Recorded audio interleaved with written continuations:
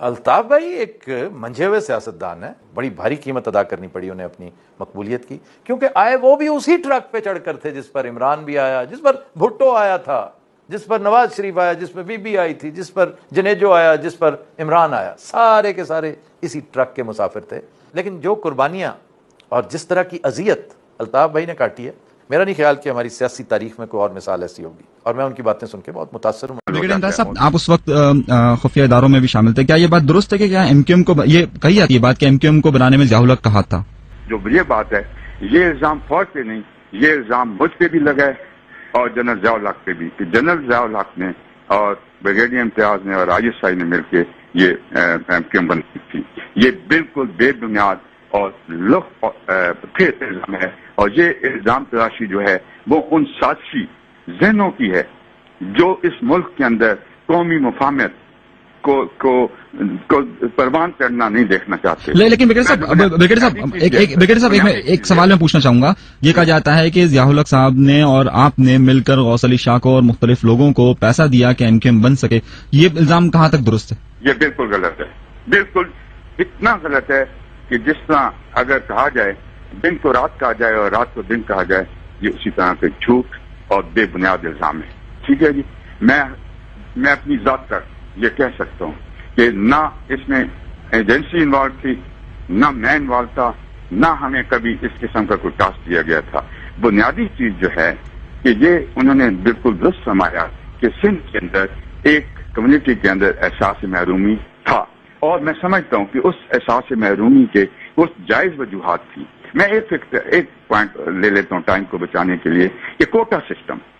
ایک آدمی ہے 500 نمبر لیتا ہے, وہ تو میڈیکل کالج میں داخلہ مل جاتا ہے, لیکن جو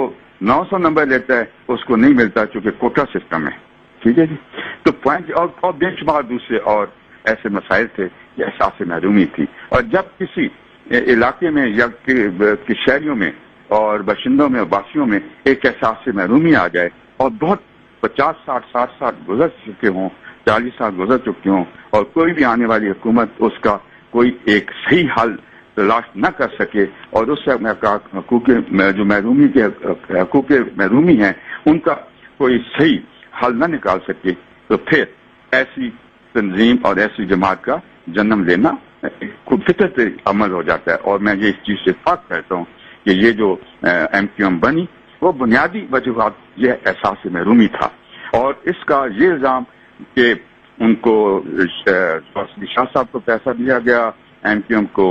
سرپرستی کرنے کا یا بنانے کے لیے, یا کسی ایجنسی نے یا ضیاء الحق نے یا میں نے, تو یہ بالکل ایک ان عناصر کی یہ سوچ ہے جو ذہنی طور پہ جن کو میں سمجھتا ہوں کہ وہ دیوالیہ پان کا شکار ہے. اچھا, سب سے پہلے یہ بتانا چاہتا ہوں کہ یہ قرآن مجید پہ ہاتھ رکھ کے میں کہتا ہوں کہ مجھے پہلی سزا جو ہوئی وہ ضیاء الحق مرحوم جو ملٹری ڈکٹیٹر تھا اس کی سمری ملٹری کورٹ سے 9 مہینے 5 کروڑ کی مجھے سزا ہوئی. میں نے پورے 9 مہینے کی جیل بغیر کسی جرم کے کیے کاٹی ان فوجی جرنیلوں